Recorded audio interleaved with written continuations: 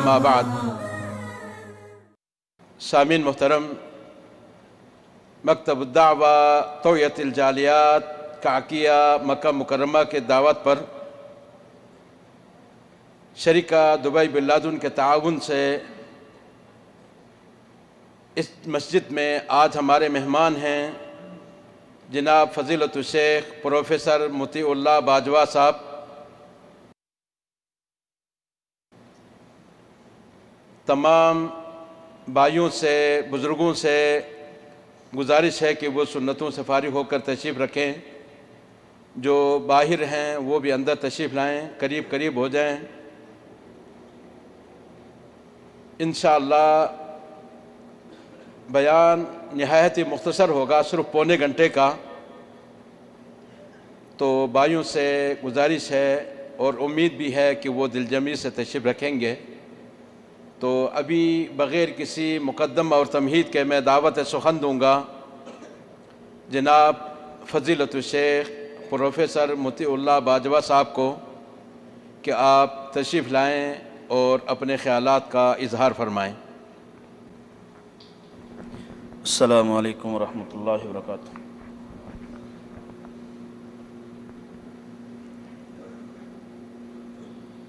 میں مہمان ہوں اور دوبارہ میں سلام عرض کرتا ہوں، السلام علیکم ورحمۃ اللہ وبرکاتہ۔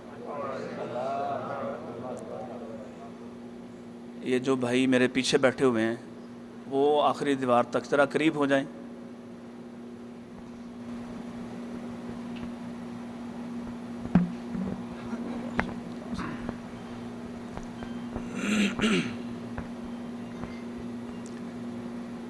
الحمد للہ الذی علم بالانعام وحرم الحرام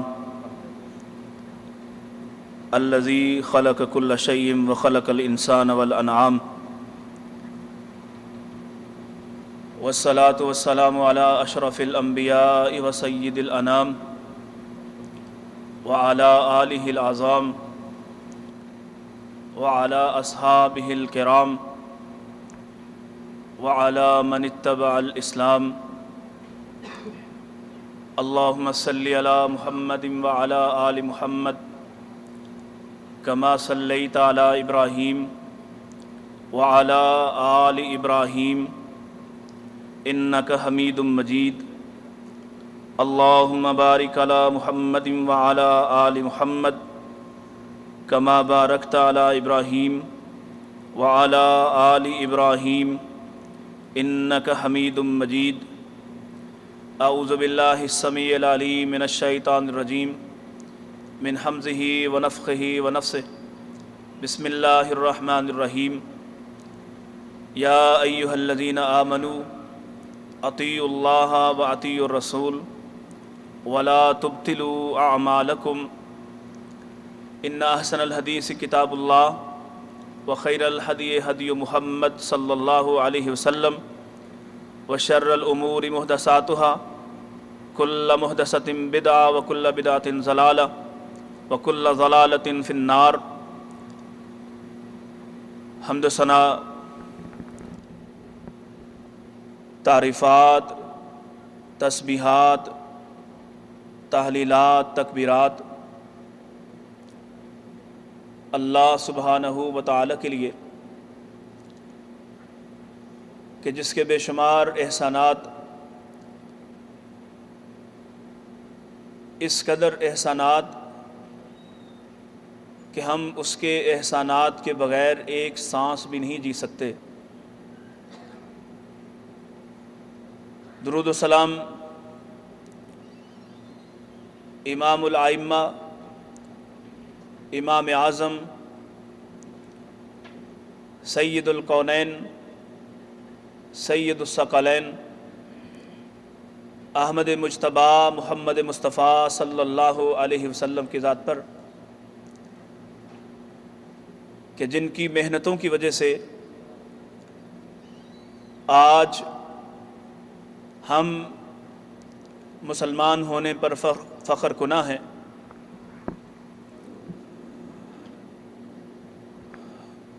سامعین محترم، اللہ پاک کے خاص فضل و رحمت سے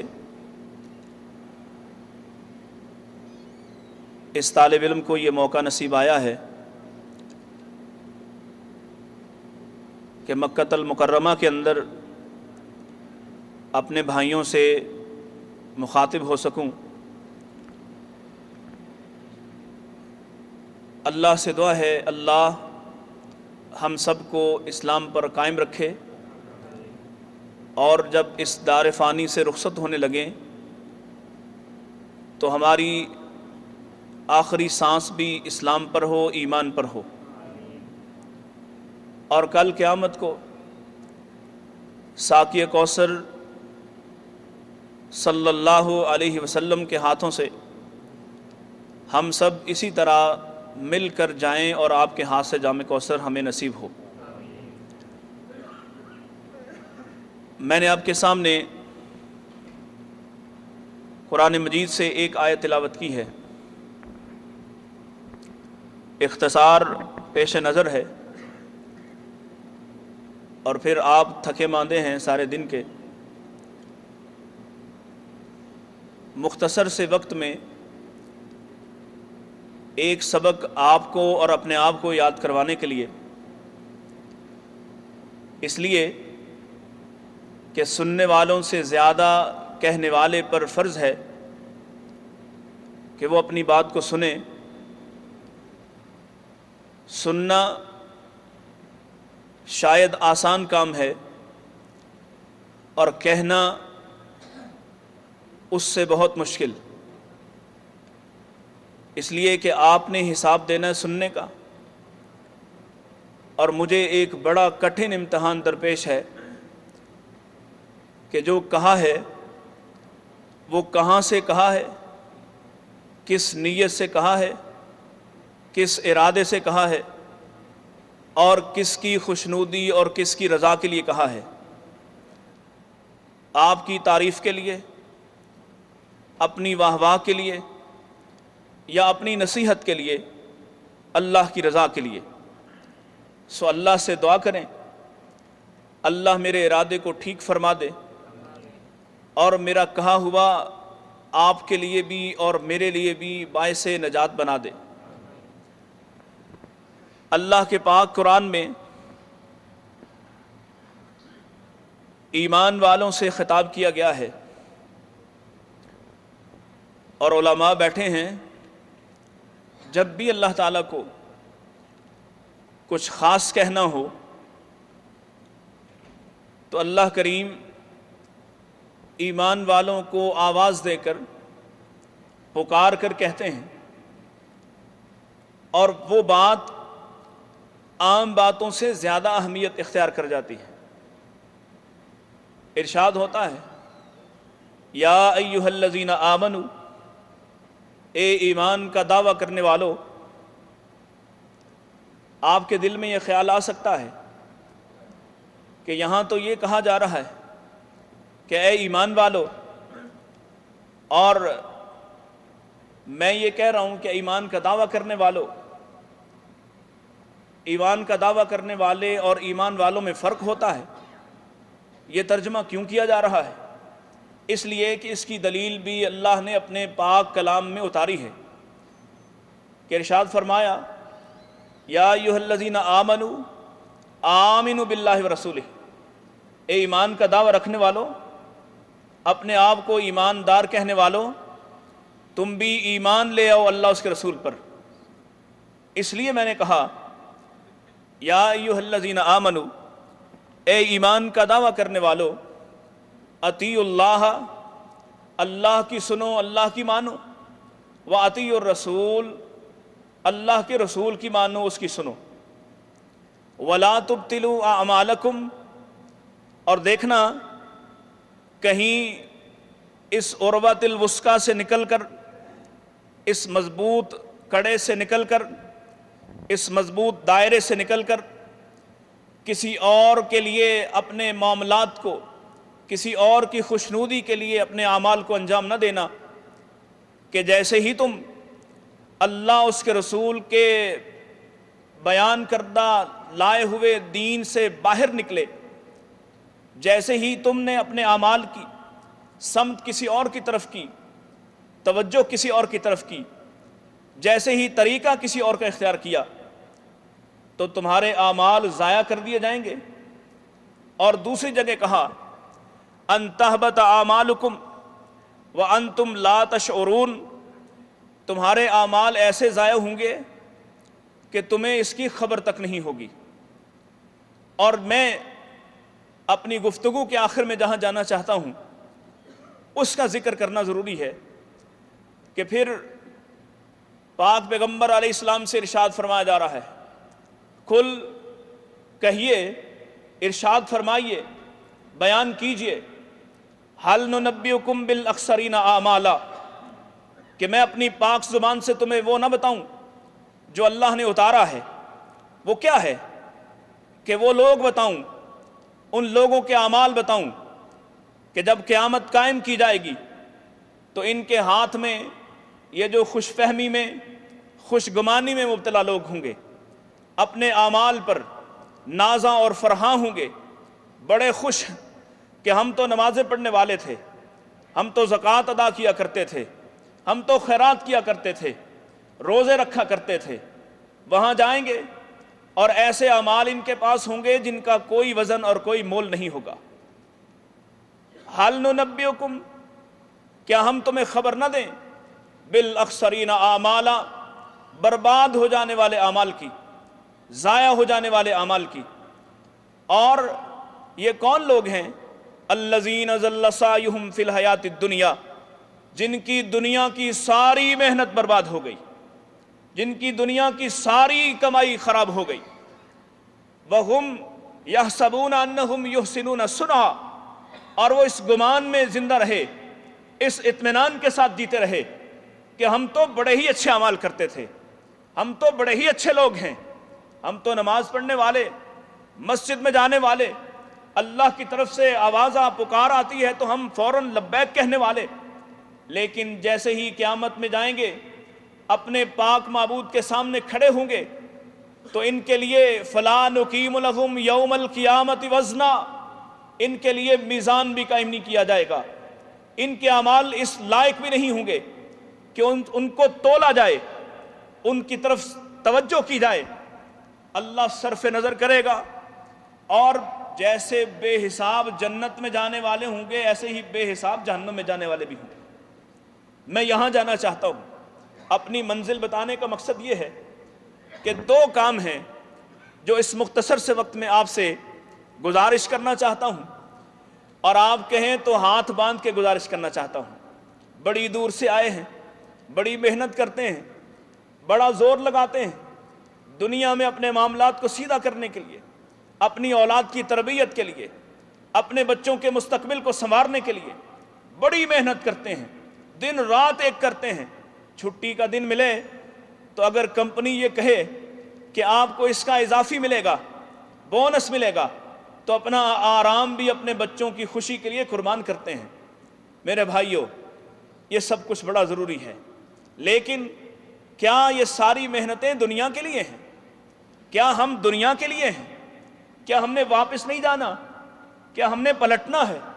دیکھیے، میں عرض کرتا ہوں، دنیا میں کوئی مخلوق ایسی مخلوق نہیں ہے جو انسان سے زیادہ کمزور ہو، انسان سے زیادہ محتاج ہو، انسان سے زیادہ ضرورت مند ہو۔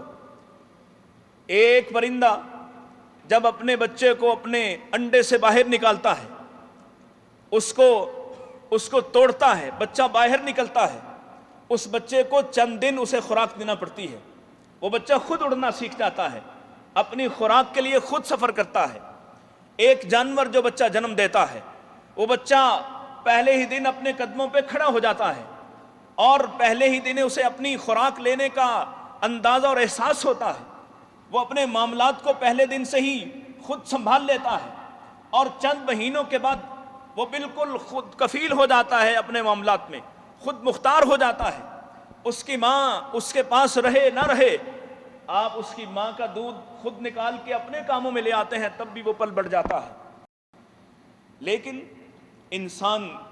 انسان کی اولاد، اللہ نے ماؤں کا حق اسی لیے زیادہ بیان فرمایا ہے کہ اس نے تمہیں پیٹ میں اٹھایا ہے اور حملتہ امہ کرہا تکلیف سے اٹھایا ہے، ووضعتہ کرہا تکلیف سے جنا ہے، اور پھر یہ اٹھانا کئی سال تک اس کو اپنی پاکی پلیدی کا پتہ نہیں ہے، اس کو نجاست کا اندازہ نہیں ہے، اس کو کھانے پینے میں فرق کا پتہ نہیں ہے، اسے خطرے کا احساس نہیں ہے۔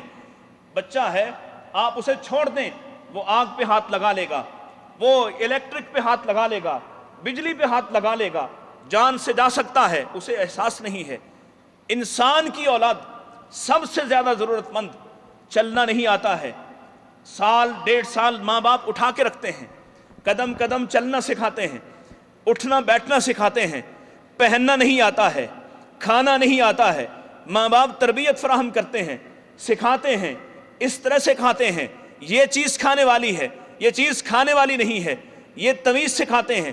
انسان کی اولاد سب سے زیادہ محتاج، انسان کی اولاد سب سے زیادہ ضرورت مند، وہ انسان جو اللہ کا محبوب بھی ہے، اللہ کا نائب بھی ہے، اللہ کا خلیفہ بھی ہے۔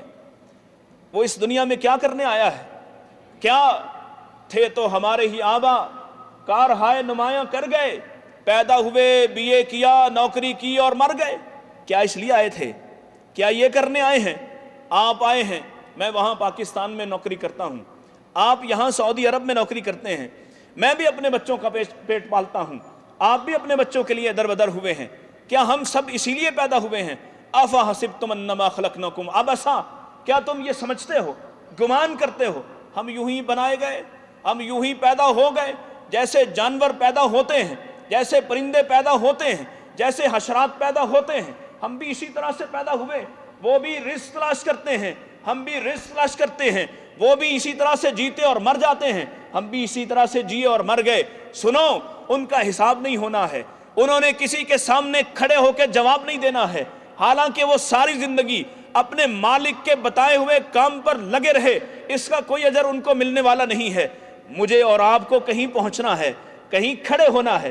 افحسبتم انما خلقناکم عبثا، تم یوں ہی بے مقصد اکارب پیدا نہیں کیے گئے۔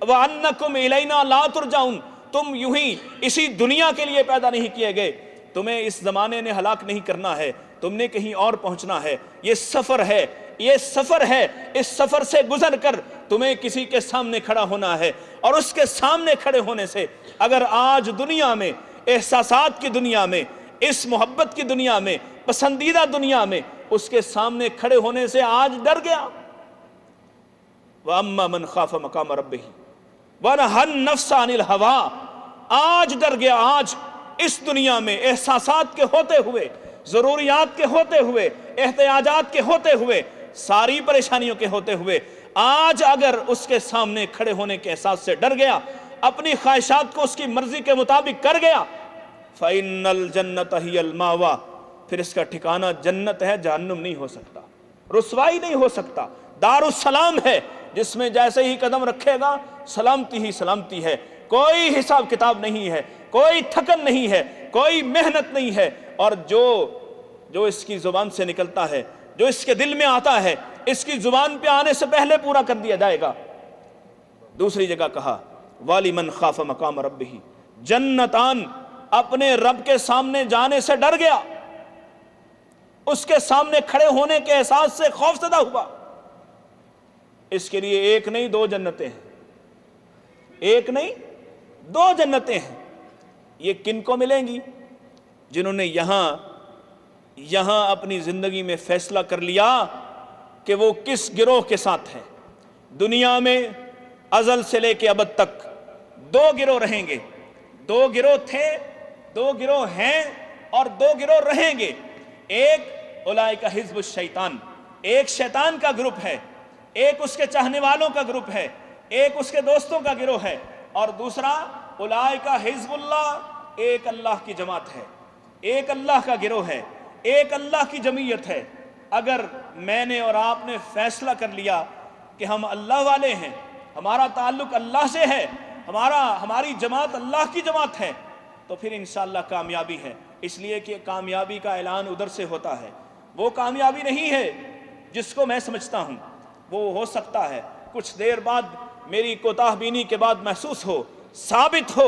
मैंने एक घर बनाया था, इस घर को बड़े चाव से बनाया था, बड़े पैसे सर्फ करके बनाया था। चंद साल बाद एहसास हुआ ये मेरी ज़रूरियात के लिए कफील नहीं है, ये मेरे लिए काफ़ी नहीं है, ये मेरी पसंद का नहीं है।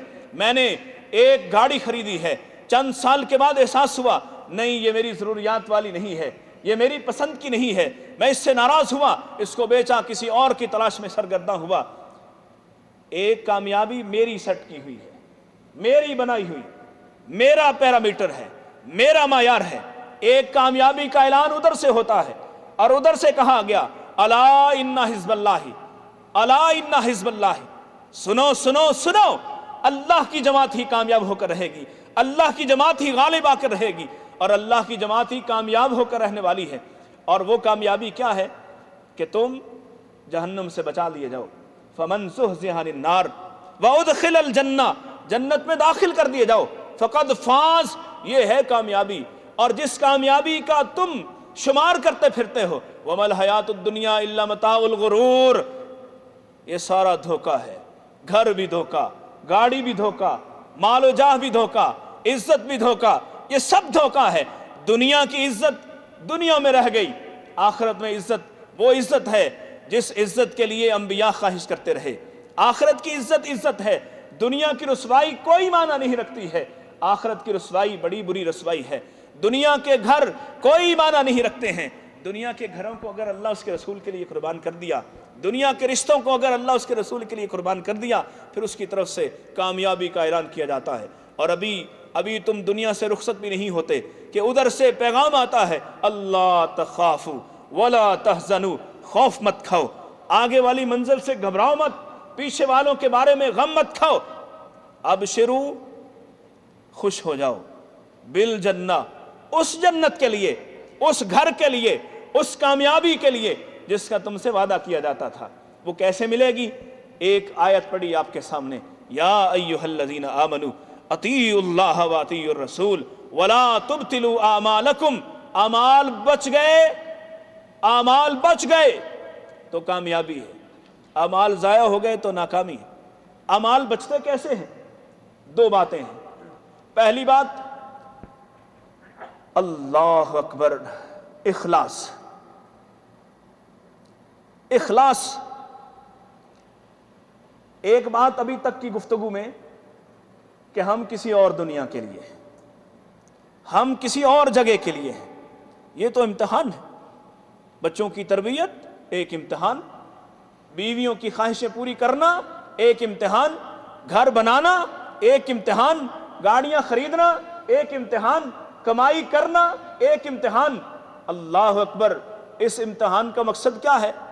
हमने कहीं पेश होना है और पेश होने के लिए जो सरमाया चाहिए वो सरमाया है आमाल का, आमाल का। और आमाल वहाँ मेरे भाइयों, यहाँ बेशुमार लोग हैं जो कहते हैं ये पढ़ लो तो इतने हज़ार सवाब, ये कर लो तो इतने लाख सवाब। सुनो, अपना अकीदा दुरुस्त करते चलो। आमाल को गिना नहीं जाने वाला, आमाल को गिना नहीं जाएगा कि इतने हज़ार आमाल हो गए, इतने करोड़ आमाल हो गए। आमाल तोले जाने वाले हैं। फअम्मा मन सकुलत मवाज़ीनुहु, अब जिसके अमाल वजन में, तोल में भारी निकलेंगे, और भारी अमाल कौन से होंगे? जो नेकी वाले होंगे। और नेकी कैसे कबूल होगी? जो इखलास वाली होगी। शर्त है, शर्त, जब तक मेरा और आपका जीना, मरना, खाना, पीना, उठना, बैठना अल्लाह के लिए नहीं होता है। मैं अपनी बीवी के लिए रिज़्क़ कमाने निकला हूं, अगर मैं अपनी बीवी को इसलिए उसकी ज़रूरियात पूरी नहीं करना चाहता, मैं उसकी खुशनुदी चाहता हूं, नहीं नहीं, मैं इसलिए करता हूं, मैं अपनी औलाद के लिए रिज़्क़ हलाल की जुस्तजू इसलिए करता हूं कि मेरा मालिक खुश हो जाए, वो राजी हो जाए कि इसने अपनी औलाद को रिज़्क़ हलाल खिलाया है, मेरी मर्जी के मुताबिक रिज़्क़ तलाश किया है। कामयाबी, रिज़्क़ कमाना भी कामयाबी बन गया। और मैं तो कहा करता हूं, अगर कितना खूबसूरत दीन है, तुम रफ़े हाजत के लिए जाते हो, कोई है जो ना जाए? और सब ज़रूरतमंद है ना, सारे। وہ جو حاجت روائی کا دعویٰ کریں وہ بھی، اور جن کے لیے حاجت روائی کا اعلان کیا جائے وہ بھی، جو مشکل کشا بنے پھریں وہ بھی، جو ان سے مانگیں وہ بھی۔ کوئی ہے جو اس حاجت سے پاک ہو؟ سب کو جانا پڑتا ہے۔ مجھے بتاؤ کتنی دیر تم اپنے پیٹ میں اس غلاظت کو بھر کے رکھ سکتے ہو؟ آدھا گھنٹہ برداشت نہیں ہوگا۔ اللہ نے احسان کیا، اب دین نے تمہیں سکھایا، پاک پیغمبر علیہ السلام نے تمہاری اور میری تربیت کی کہ تم جاتے ہو تو اللہ سے پناہ مانگ کے جاتے ہو، بیت الخلا جاتے ہو اللہ سے پناہ مانگ کے جاتے ہو، وہاں سے اس اذیت سے نجات پاتے ہو، باہر نکلتے ہو، اللہ کا احسان جانتے ہو، اللہ سے راضی ہو، اس کے لیے کلمات تشکر ادا کرتے ہو۔ تمہارا واش روم جانا بھی نیکی بن گیا، تمہارا واش روم جانا بھی نیکی قرار پایا۔ تمہاری بیویاں ہیں، بیویوں کے پاس جاتے ہو، تمہاری مجبوری ہے، تمہاری ضرورت ہے، لیکن تم جاتے وقت اللہ کو یاد رکھتے ہو، اللہ کے احسان کو مانتے ہو، اپنی ضرورت پوری کی، لیکن اللہ نے اسے ثواب لکھ ڈالا ہے۔ تم نے کھایا، نہ کھاؤ تو مر جاؤ، نہ کھاؤ تو چلنا پھرنا دوبر اور مشکل ہو جائے، تڑپ تڑپ کر جان دے دو۔ کھاتے اپنے سواد کے لیے، اپنی ضرورت کے لیے، کھانے سے پہلے اپنے مالک کو یاد رکھا، کھانے کے بعد اپنے مالک کا احسان مانا، تمہارا کھانا بھی نیکی بن گیا ہے۔ یہ ساری زندگی سب کچھ نیکی شمار کیا گیا۔ اور میں نے حدیث میں پڑھا، پاک پیغمبر علیہ السلام نے ارشاد فرمایا تھا، ایک بندہ رات کو ارادہ کیا، اس نے ارادہ کیا کہ میں صبح اٹھوں گا اور میں نوافل ادا کروں گا، رات کی عبادت کروں گا۔ اللہ نے اسے سلا دیا، یہ سویا رہا حتیٰ کہ فجر ہو گئی، وہ ثواب حاصل کرنے سے محروم رہ گیا۔ اس کو افسوس ہوا۔ پاک پیغمبر علیہ السلام نے بشارت سنائی، بشیر نبی بشارت سنائی، سویا رہا لیکن ارادہ خالص تھا، اب اٹھا ہے تو اللہ نے اس کی نیند کے بعد بھی اسے وہ سارا اجر عطا کر دیا ہے، اس کی ساری رات کو عبادت شمار کر لیا گیا ہے، اور اس کی نیند اس پر صدقہ کر دی ہے۔ تم اللہ والے ہو جاؤ، تمہارا ایک ایک قدم اٹھانا، رزق کے لیے نکلنا، اولاد کی خواہشیں پوری کرنے کے لیے نکلنا، سب کچھ نیکی شمار کیا جائے، تم حشر میں جاؤ اور تم حیران اور پریشان ہو جاؤ کہ میں نے تو اتنے نیک اعمال نہیں کیے تھے۔ ہاں ایک بات تھی، میں جو کرتا تھا، جو کہتا تھا، جو کرنا چاہتا تھا، وہ صرف اپنے مالک کو راضی کرنے کے لیے کرتا تھا، خالص اخلاص والا عمل کرتا تھا۔ اللہ اکبر۔ پہلی شرط اخلاص کی، اخلاص نہیں ہے، اعمال اللہ کے لیے نہیں ہے، سب کچھ ٹھیک ہے، طریقہ ٹھیک ہے، طریقہ ٹھیک ہے، ادا کرنے کا طریقہ درست ہے، وقت پر ادا کیا ہے، مثلا ابھی یہ نماز ہے، وقت پر آئے، تکبیر اولیٰ کے ساتھ نماز پڑھی، امام کے ساتھ پڑھی، جماعت کے ساتھ پڑھی، مسجد میں پڑھی، ترجیحاً پڑھی، اپنے کام کاج چھوڑ کر مسجد میں آئے، لیکن اللہ کے لیے نہیں ہے، کسی کے خوف سے ہے، کسی کو خوش کرنے کے لیے ہے، دوستوں کی روا روی میں ہے، ایک ہما ہمی میں ہے، سوچ کے نہیں آیا، ارادہ کر کے نہیں آیا۔ ارادہ وہ نہیں جو تم زبان سے کہتے ہو، ارادے تو اس سے ماورا ہیں، پیچھے ہیں کہیں، وہ جو تمہارے دل میں چھپا ہے۔ تم کس کے لیے کون سا عمل کرتے ہو؟ تم ماں کے قدم دباتے ہو، پاؤں دباتے ہو تو کس کو خوش کرنے کے لیے؟ تم بیوی کے سامنے شیر بننے کے لیے، تم گھر والوں کے سامنے فخر کرنے کے لیے، تم بھائیوں کے سامنے فخر جتانے کے لیے، یا اللہ کو راضی کرنے کے لیے؟ تمہارے دل میں کیا ہے؟ یہ ہے تمہارا ارادہ، یہ ہے تمہاری نیت، اور یہ خالص ہو گئی، اللہ اکبر، تو ہر عمل قابل قبول، ہر عمل قابل قبول۔ ایک عمل، حدیث میں آتا ہے، نبی صلی اللہ علیہ وسلم نے ارشاد فرمایا، ایک تمثیلی واقعہ بیان فرمایا، اللہ ایک بندے سے پوچھے گا، بھائی تمہارے نیک عمال تو ہیں نہیں، کوئی یاد کرو نیک عمال، کوئی نیک عمل تم نے کیا ہو، کوئی ایک عمل بتا دو جو تم نے خالص میرے لیے کیا تھا۔ وہ کہتا ہے اللہ آپ بہتر جانتے ہیں، آپ کو بہتر پتا ہے، میں کیا بتاؤں، مجھے تو کوئی اپنا نیک عمل یاد نہیں ہے۔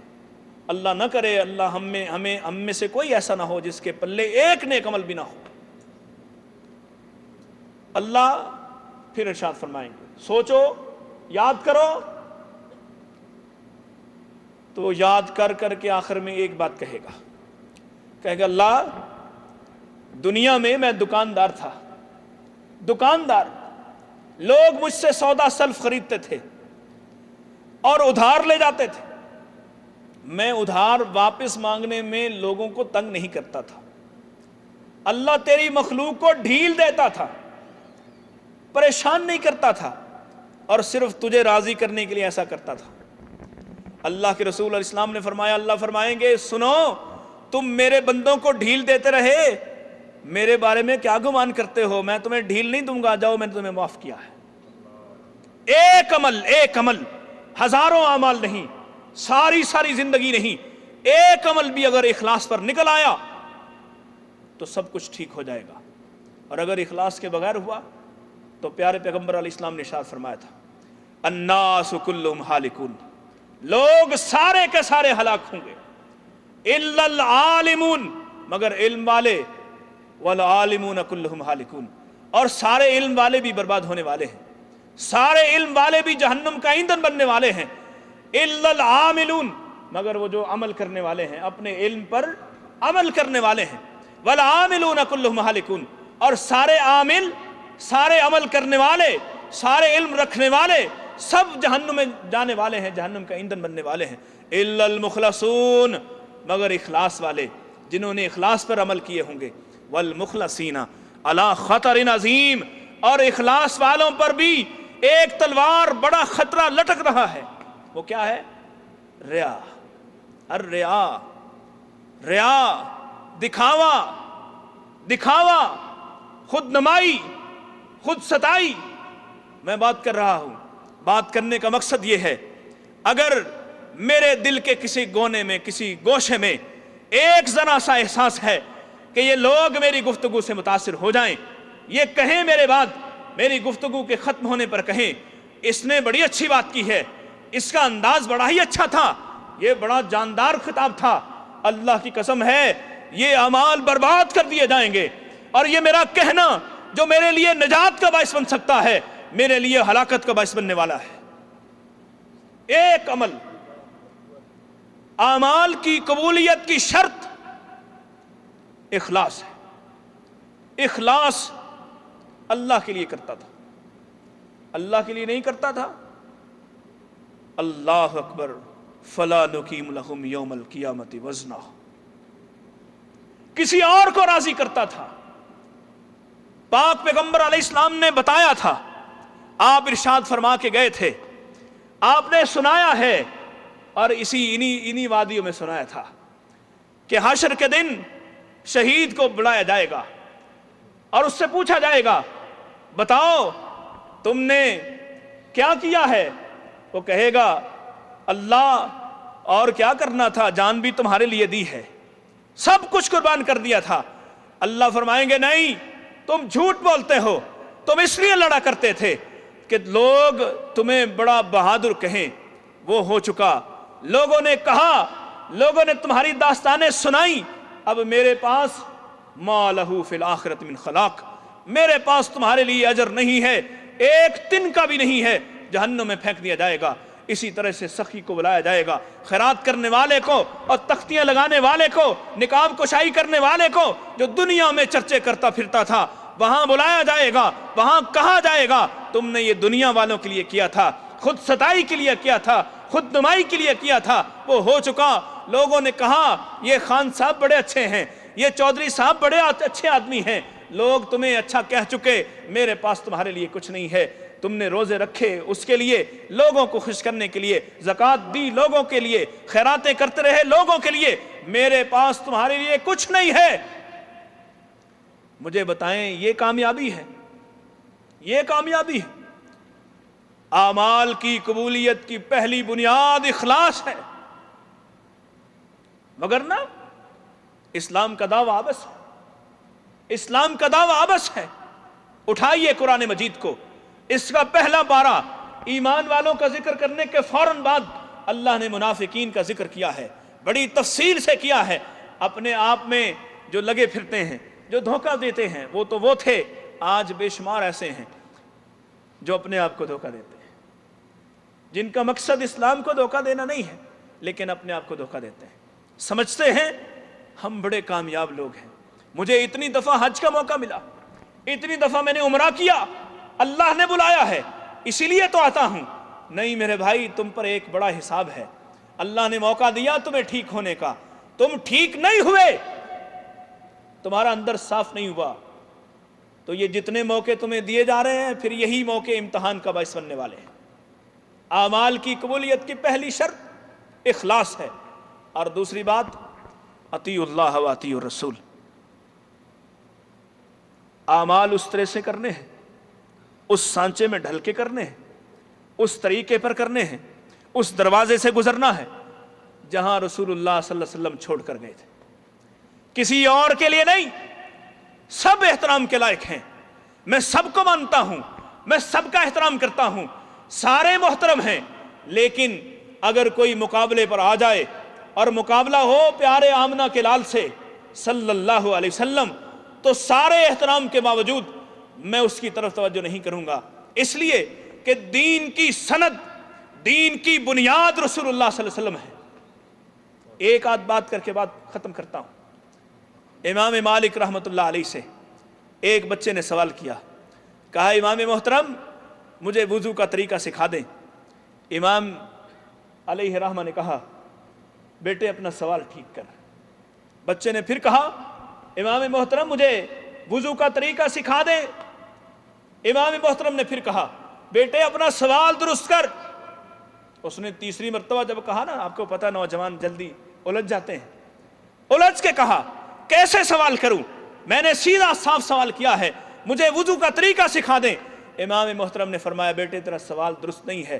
کہنے لگا امام استاد پھر آپ خود ہی سوال بتا دیں، سوال کیسے کروں، جواب کیا ہوگا؟ کہا مجھ سے سوال یہ کر اللہ کے رسول علیہ السلام کا وضو کا طریقہ کیا تھا، پھر میں تجھے بتاؤں کہ پیارے پیغمبر علیہ السلام کے وضو کا طریقہ کیا تھا۔ اس لیے کہ اگر سوال یہ ہے کہ مجھے وضو کا طریقہ سکھا دیں، میں تمہیں وضو سکھا دوں، تم کسی سے کہو گے مجھے امام مالک نے بتایا تھا، میں سند نہیں ہوں، میں سند نہیں ہوں، سند پیارے پیغمبر علیہ السلام ہے۔ مجھ سے سوال کر کہ اللہ کے رسول کا طریقہ کیا تھا، پھر میں تجھے بتاؤں کہ اللہ کے رسول کے وضو کا طریقہ یہ تھا۔ پھر جب تم بتاؤ گے، تم کہو گے میں نے امام مالک سے سنا کہ اللہ کے رسول علیہ السلام کے وضو کا طریقہ یہ تھا۔ پیارے پیغمبر علیہ السلام دین کی بنیاد، دین کی سند ہیں۔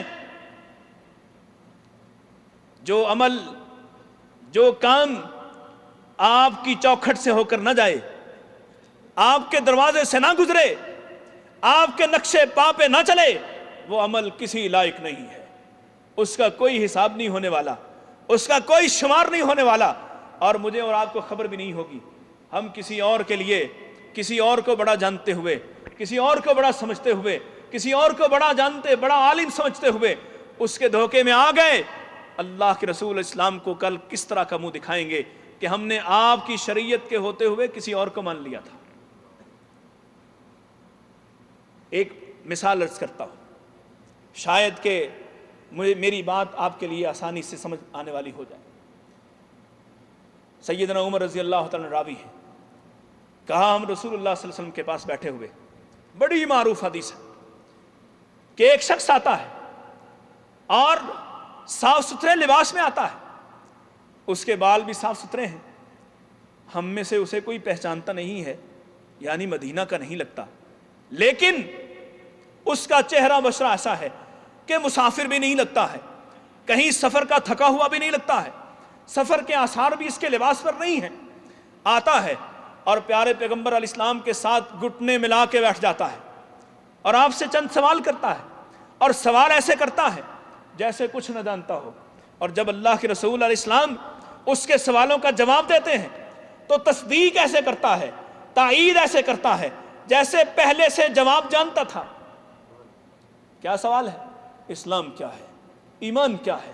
قیامت کب آنے والی ہے، احسان کیا ہے، یہ سوال کرنے والا سوال کر رہا ہے، اللہ کے رسول اسلام جواب دے رہے ہیں۔ بات مختصر کرتے ہوئے آپ نے جواب دیے، یہ شخص اٹھا اور چلا گیا۔ اللہ کے رسول اسلام نے فرمایا میرے صحابہ لاؤ اس کو تلاش کر کے۔ سبھی نکلے، کسی کو سمجھ نہیں آئی کہاں چلے گئے۔ واپس آئے رسول اللہ صلی اللہ علیہ وسلم کے پاس، اللہ کے رسول ہمیں تو نہیں ملا۔ آپ نے فرمایا ھذا جبریل، یہ جبریل تھے جو تمہارے پاس تمہیں تمہارا دین سکھانے آئے تھے۔ میں ایک سوال کرنے والا ہوں، آئے تھے جبریل، اور جبریل کون ہے؟ روح الامین، امانت دار روح، بھروسے والا، جس نے کبھی اپنے مالک کے پیغام کے اندر نہ ایک حرف کی کمی کی ہے نہ زیادتی کی ہے، حرف پہ حرف لانے والا۔ آئے جبریل علیہ السلام، روح الامین ہیں، روح القدس ہیں، پاکیزہ روح ہیں، اللہ کے معتبر ترین فرشتے ہیں، فرشتوں کے سردار ہیں۔ آئے تھے دین سکھانے کے لیے، انسانی شکل میں ہی آئے تھے۔ آ کے کہتے کہ میں اے نبی کے صحابہ میں تمہیں دین سکھانے آیا ہوں، ایمان کا مطلب یہ ہے، احسان کا مطلب یہ ہے، اسلام اس کو کہتے ہیں، قیامت کی نشانیاں یہ ہیں۔ کیوں نہیں کہا؟ کیوں نہیں کھڑے ہوئے خود آپ سے اجازت طلب کرتے اور کہتے میں لوگوں کو براہ راست بتا دوں؟ کیوں؟ یہ ہے ساری گفتگو کا ملخص۔ اس لیے کہ جبریل کی زبان اس وقت تک قابل اعتماد نہیں ہے جب تک پیارے پیغمبر علیہ السلام کی زبان سے اس بات کی تصدیق نہیں ہوتی ہے۔ دین کی سند، دین کی بنیاد، دین کی چوکھٹ محمد رسول اللہ صلی اللہ علیہ وسلم۔ ما آتاکم الرسول فخذوہ وما نہاکم عنہ فانتہوا۔ آج آئے جبریل، آج بھی آج آ کے منع کر دے، یہ عمل نہیں کرنا، ایمان والا اس بات کو تسلیم نہیں کر سکتا۔ اس لیے کہ ہم اس بات کو مانیں گے، ہم نے وہ کام کرنا ہے جو فرما گئے رسول اللہ صلی اللہ علیہ وسلم، ہم نے اس بات سے رکنا ہے جس سے روک گئے رسول اللہ صلی اللہ علیہ وسلم۔ ہم وہ عمل نہیں کر سکتے، آنے والا کتنا ہی معتبر ہو، عیسیٰ آ جائیں یا سابقہ انبیاء آ جائیں، ہم کسی کی بات کو ماننے کے مکلف نہیں ہیں۔ رسول اللہ صلی اللہ علیہ وسلم کا کلمہ پڑھنے کے بعد آپ کے دامن کو چھوڑنا گوارا نہیں ہو سکتا۔ ایمان والا وہ ہے، ایمان والا جس پر امتحان آئے۔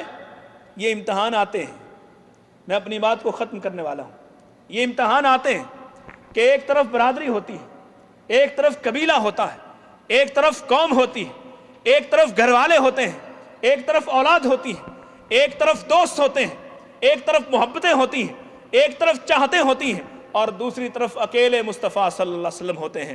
ایمان والا وہ ہے ساری کائنات کو بوٹ کی نوک پہ رکھتے ہوئے پیارے مصطفیٰ علیہ السلام کے قدموں پہ قدم رکھتا ہوا چلا جائے۔ ایمان والا وہ ہے، کامیاب وہ ہوگا جس نے اس امتحان کو پاس کر لیا، جس کے اعمال بچ گئے، اور اعمال بچیں گے دو شرائط سے، اعمال اخلاص کی بنیاد پر ہوں اور پیارے رسول علیہ السلام کے طریقے پر ہوں، تبھی سب کچھ بچ سکتا ہے۔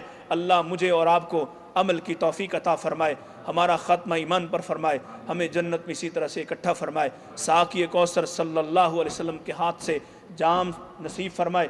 وآخر دعوانا ان الحمدللہ رب العالمین۔ جزاکم اللہ خیر، اللہ برکت دے، اللہ جزائے خیر۔ السلام علیکم سامعین محترم، یہ تھے جناب فضیلت الشیخ پروفیسر مطیع اللہ باجوہ صاحب، اللہ ان کی زیارت حرمین قبول فرمائے، ان کے پرخلوص اور خاص انداز کے بیان سے ہمیں بھی استفادہ ہونے کی توفیق دیں۔ اللہ ہم سب کی اس حاضری کو قبول فرمائے، منظور فرمائے۔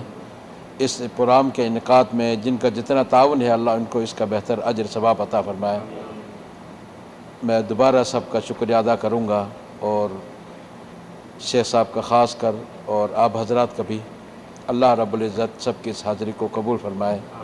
وصلی اللہ تعالی علی خیر خلق محمد وعلی آلہ وصحبہ اجمعین۔ والسلام علیکم ورحمۃ اللہ وبرکاتہ۔ جزاکم اللہ خیر۔